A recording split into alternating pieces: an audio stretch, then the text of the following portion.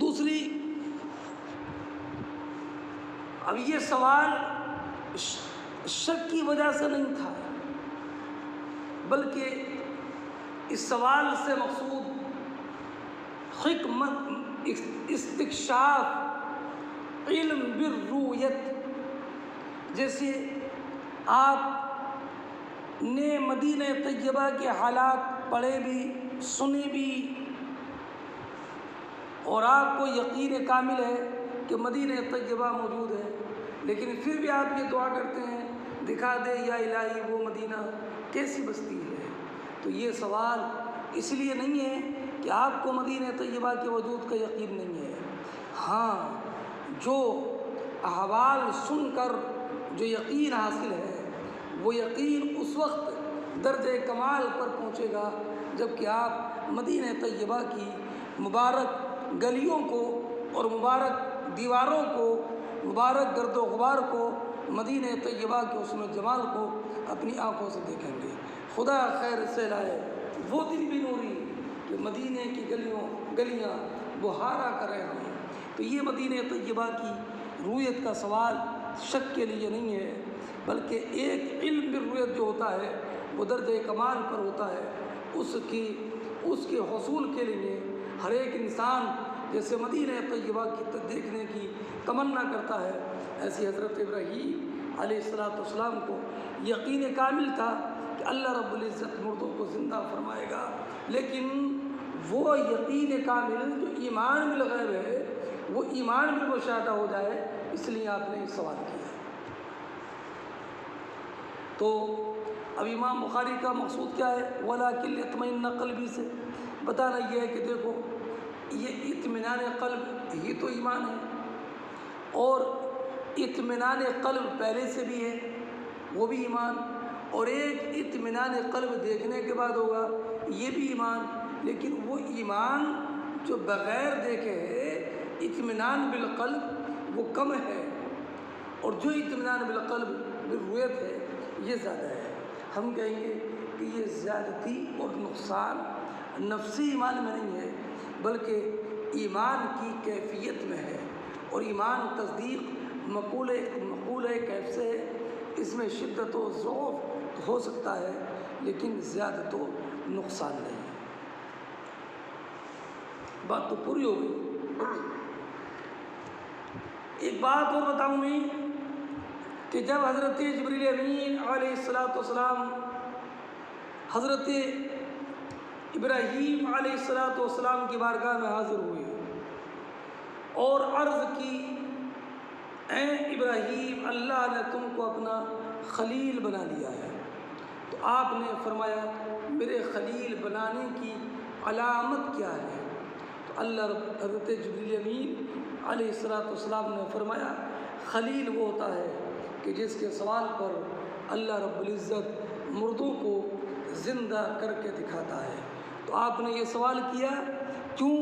تاکہ اللہ رب العزت کی بارگاہ میں جب مردوں کو زندہ کرنے کا سوال کریں اور اللہ رب العزت مردوں کو زندہ کر کے دکھا دے تو میرا دل مطمئن ہو جائے کہ اللہ نے مجھے اپنا خلیل بنا لیا ہے. تو مانا ہوگا قال بلا ولکن لیطمئن قلبی ولکن لیطمئن قلبی علی انک اتخذتنی خلیلا. چلیے اگلا جملہ دیکھیے. وقال معاذ ابن جبل انصاری رضی اللہ تعالی عنہ، عابد، زاہد، قاری، فقیہ، مشہور جلیل القدر صحابی ہیں جو 72 حضرات کے ساتھ بیعت عقبہ ثانیہ میں حاضر ہوئے تھے. بیعت عقبہ ثانیہ کا ذکر میں 2-3 سبق کے بعد ایک حدیث کی تشریح میں کروں گا جو کہ اگلے صفحے ہی پر صفحہ نمبر 7 میں ہے. نبی کریم علیہ السلام نے ان کو یمن کا قاضی بنا کر بھیجا. سب سے پہلے انہوں نے ہی اپنے اجتہاد و قیاس کی اجازت نبی کریم علیہ الصلاۃ والسلام سے حاصل کی۔ نبی کریم علیہ الصلاۃ والسلام نے ارشاد فرمایا 4 لوگوں سے قرآن پڑھنا سیکھو، ان میں ایک عبداللہ ابن مسعود، دوسرے سالم مولا ابی حذیفہ، تیسرے ابی ابن کعب، چوتھے معاذ ابن جبل انصاری۔ ایک مرتبہ نبی کریم علیہ الصلاۃ والسلام نے ارشاد فرمایا حلال و حرام کے سب سے زیادہ جاننے والے معاذ ابن جبل ہیں۔ حضرت عمر رضی اللہ تعالی عنہ نے ارشاد فرمایا لولا معاذ لہلک عمر، اگر معاذ نہ ہوتے تو عمر ہلاک ہو جاتے، عمر ہلاک ہو جاتا ہے۔ ایک مرتبہ حضرت عمر ابن خطاب رضی اللہ تعالی عنہ نے ان کی تعریف میں ارشاد فرمایا معاذ ابن جبل جیسا بچہ ان کے بعد کسی عورت نے جنا نہیں۔ ان کا وصال سن 17 یا 18 ہجری میں طاعون کی بیماری سے 34 یا 35 سال کی عمر میں ہوا۔ معاذ ابن جبل انصاری رضی اللہ تعالی عنہ۔ یہ تو میں نے مختصر تعارف پیش کر دیا۔ معاذ ابن جبل انصاری نے اسود ابن ہلال سے کہا تھا اجلس بنا نومن ساعتا، ہمارے پاس کچھ دیر بیٹھو۔ کس سے کہا؟ اسود ابن ہلال سے۔ کیا کہا اسود ابن ہلال سے؟ اجلس بنا، ہمارے ساتھ کچھ دیر بیٹھو۔ نومن ساعتن، کچھ دیر ایمان کی باتیں کر لیں۔ اب امام بخاری کا اس سے کیا مقصود ہے؟ امام بخاری کا مقصود یہ ہے کہ یہ مومن تو پہلے سے ہی تھے، اب نومن ساعتن کا معنی یہ ہوگا کچھ دیر بیٹھ کر ایمان بڑھا لیں۔ تو اس سے معلوم ہوا کہ ایمان قابل زیادت و نقصان ہے۔ نومن ساعتن کا معنی نزدد ایماناً ساعہ، ہم کچھ دیر ایمان کو بڑھا لیں۔ تو اس سے معلوم ہوا کہ ایمان قابل زیادت ہے۔ جواب یہ ہے کہ نؤمن ساعتن کا معنی یہ نہیں ہے کہ ایمان بڑھا لیں، بلکہ نؤمن ساعتن کا معنی یہ ہے کہ کچھ دیر ایمان کی باتیں کر لیں، اچھائی کی باتیں کر لیں، ذکر خیر کر لیں۔ تو ایمان بڑھانا مراد نہیں ہے، بلکہ ایمان کی باتیں کرنا مراد ہے، اسلام کے احکام کو بیان کرنا مراد ہے۔ چلیے اگلا دیکھیں، وقال ابن مسعود الیقین الایمان کلہ۔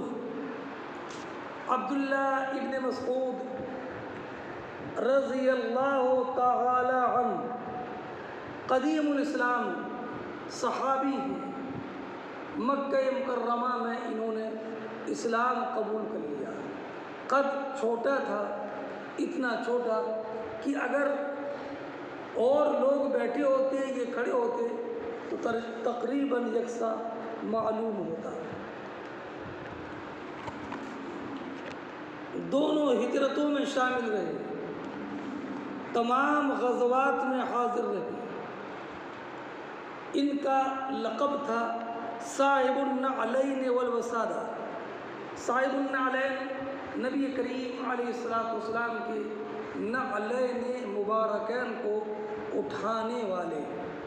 جب نبی کریم علیہ السلام کہیں تشریف لے جاتے اور اپنی نعلین مبارک کو اتارتے تو آپ کی نعلین مبارک کو حضرت عبداللہ ابن مسعود رضی اللہ تعالی عنہ اپنے ساتھ میں اٹھاتے۔ اپنے ہاتھ میں لیتے ہیں۔ نبی کریم علیہ الصلوۃ والسلام استنجا کے لیے تشریف لے جاتے ہیں تو عبداللہ ابن مسعود رضی اللہ تعالیٰ عنہ برتن، پانی کا برتن لے کر ساتھ میں جاتے ہیں، اس لیے ان کا نام صاحب الطہور بھی ہے۔ عبداللہ ابن مسعود رضی اللہ تعالیٰ عنہ کے بارے میں خود نبی کریم علیہ الصلوۃ والسلام نے ارشاد فرمایا، میں نے اپنی امت کے لیے وہ پسند کر لیا جو عبداللہ ابن مسعود رضی اللہ تعالیٰ عنہ کو پسند ہو۔ امام اعظم رضی اللہ تعالیٰ عنہ کے فقہ کی زیادہ کر مرویات عبداللہ ابن مسعود رضی اللہ تعالیٰ عنہ کی ہیں۔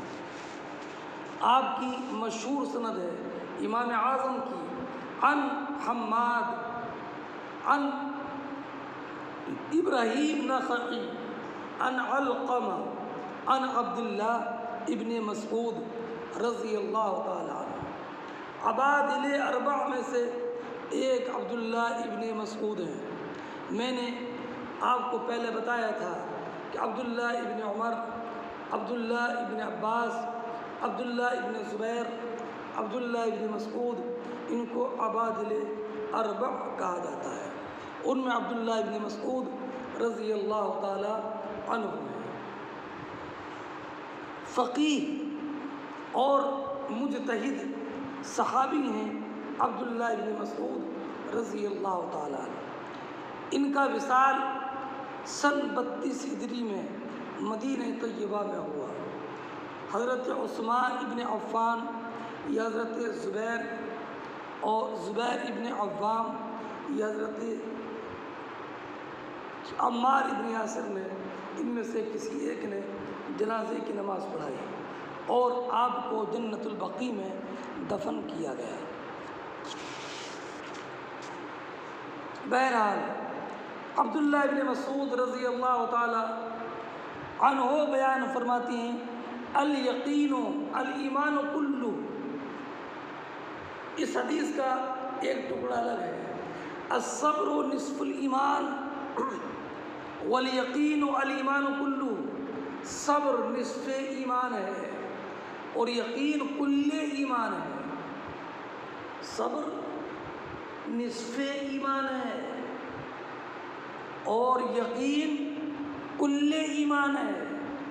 اب اس کی تشریح سے پہلے امام بخاری کا یہاں پر کیا مقصود ہے بتانا یہ ہے کہ عبداللہ ابن مسعود رضی اللہ تعالی عنہ نے کیا فرمایا، الیقین الایمان کلہ۔ ایمان کی تاکید کل کے ساتھ ہے اور کل کے ساتھ اسی کی تاکید ہوتی ہے جو کہ ذل اجزاء ہو، جو کہ اجزاء پر مشتمل ہو۔ تو اس سے معلوم ہوا کہ ایمان کے بہت سارے اجزاء ہیں، کئی اجزاء ہیں، اور جو اجزاء والا ہوتا ہے وہ کل اجزاء اور بعض اجزاء کے اعتبار سے زائد اور ناقص ہوتا ہے۔ تو اس سے معلوم ہوا کہ ایمان قابل زیادت و نقصان ہے۔ اس کا جواب یہ ہے کہ یہاں پر ایمان سے مراد ایمان کامل ہے۔ ذہن نشین رکھنا کہ امام بخاری رضی اللہ تعالیٰ عنہ نے جتنی بھی دلیلیں پیش کی ہیں انہوں نے پورا زور صرف کر دیا ہے اس بات پر ایمان قابل زیادت و نقصان ہے۔